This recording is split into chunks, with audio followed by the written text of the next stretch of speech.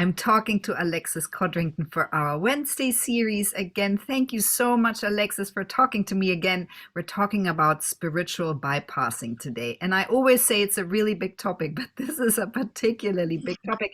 And I'm really excited to shed some light on it and explore it. And as with everything with these talks, it's really an exploration and just trying to give everyone who listens a little nudge to become more conscious about this topic today, spiritual bypassing. Alexis, tell us a little bit, what is it and how can we see it? Well, it was a phrase coined by the Buddhist teacher John Welwood in the 1980s. It is basically, it's using spirituality to hide woundings that you haven't yet moved through or learned to heal or healed yourself from. It's also the brain's natural defense mechanism. So it springs into action so we don't feel that pain. It also manifests, I think you said it brilliantly at the beginning of our chat, we're just discussing slight nuances of this and just giving a very broad outline. It's a massive topic.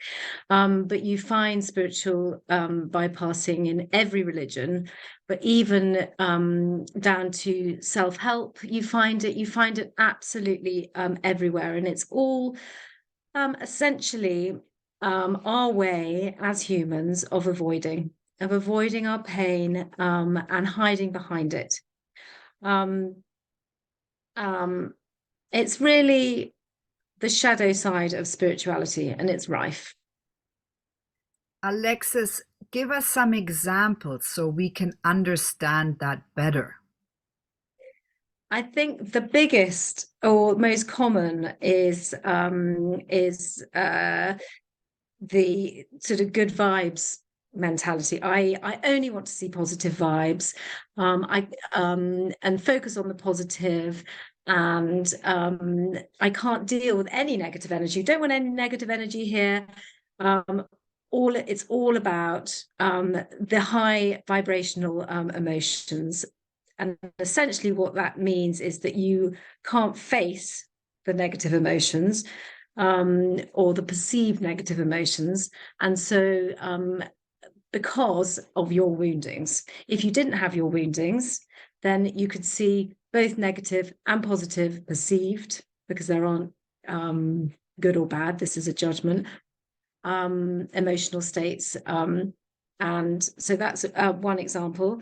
Also, if you are a sensitive or an empath, it's used as an excuse. Oh, I'm too sensitive. I can't deal with it.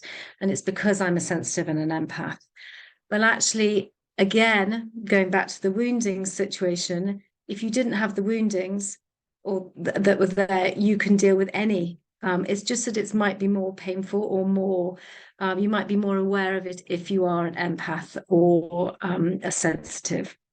Now, another really good example of it is having internal judgment of your shadow side. Now, what do I mean by that? It is, we are all human.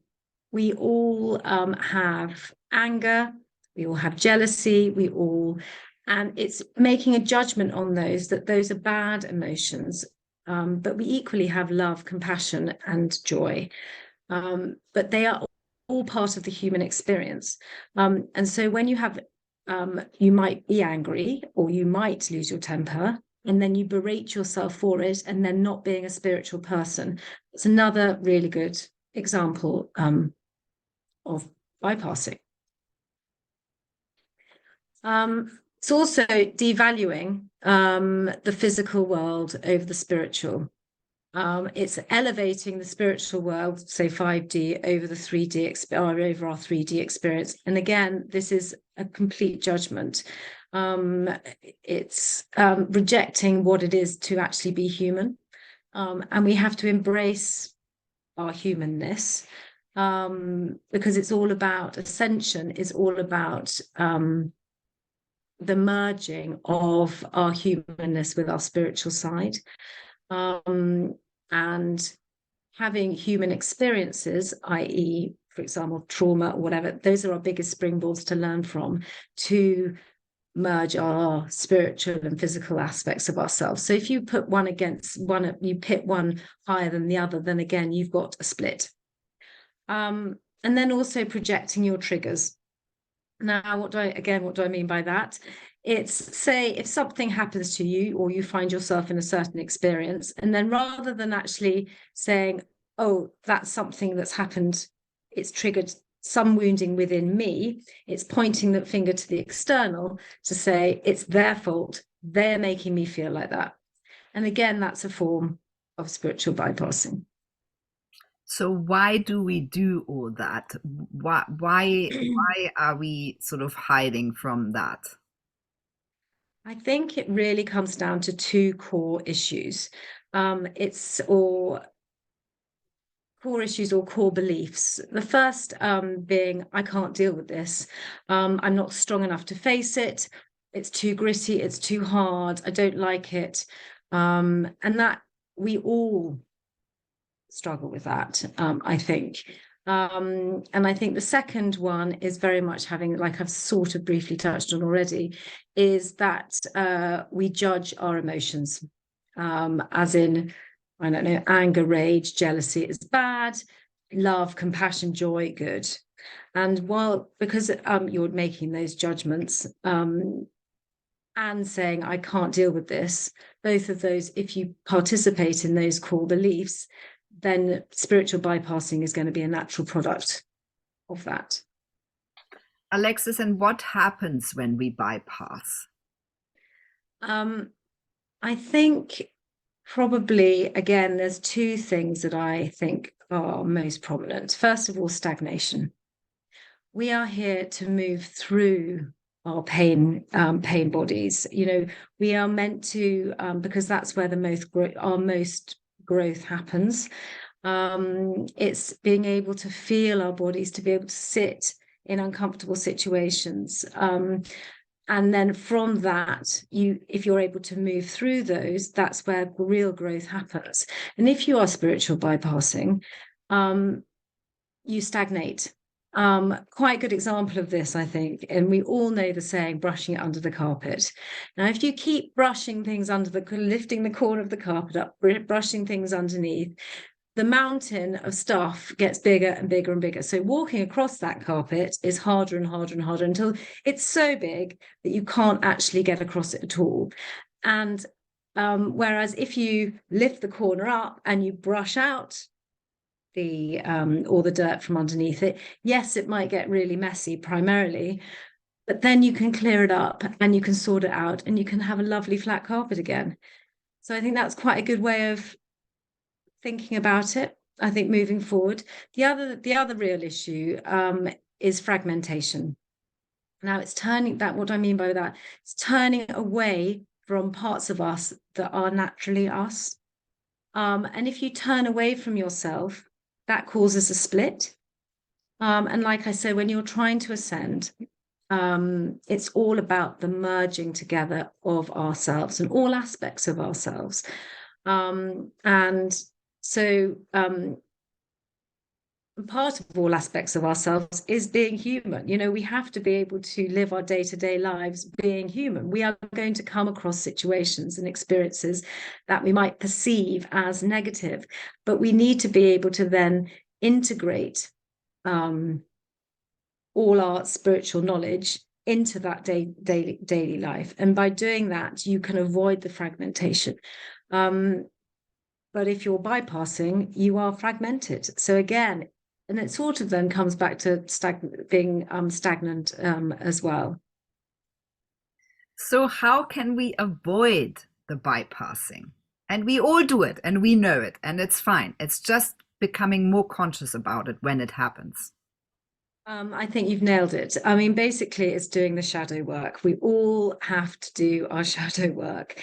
And it's about being brave. It's about being brave. It's about acknowledging it It's about being truly, truly honest with ourselves, about ourselves.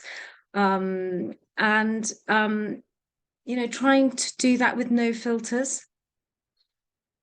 And accepting ourselves in totality, without any judgment at all, warts and all. And now I think we've all heard that loads, and it's very, very difficult to do. But it comes down to self-love again, self-love, warts and all. And I think the second point, I think, is resetting your beliefs, those core beliefs that we discussed earlier. The I can't face it, and there are no good or bad emotions. If you can reset your idea of those at a deeper level, then I think it's much easier to avoid bypassing. And embrace being human. Embrace all the perceived flaws of being human. I think that it's really important. We have each one of our emotions for a reason. And I've got this amazing book that I cannot recommend more highly. It's called The Language of Emotion.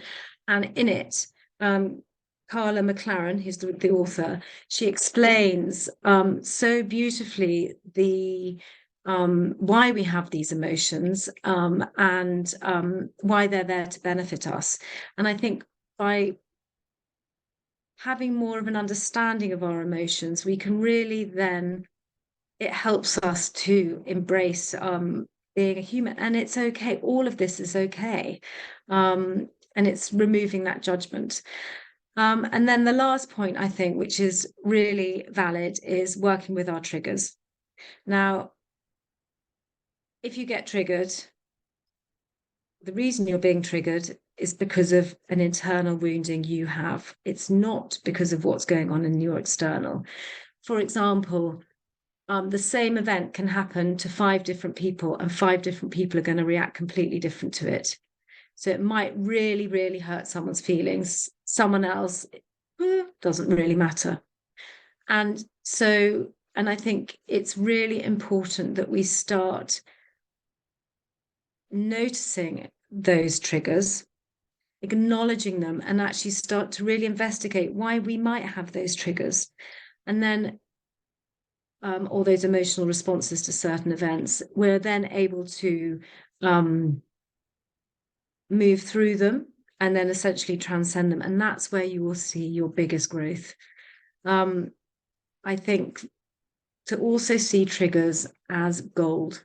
They are the jewels, and far, far more valuable than any of the higher states, or everything that, if you look at your life, I think, as a river, the rocks and the bumps, for a river to flow through, it needs to find its way around these bumps, and for you to then be able to carry forward.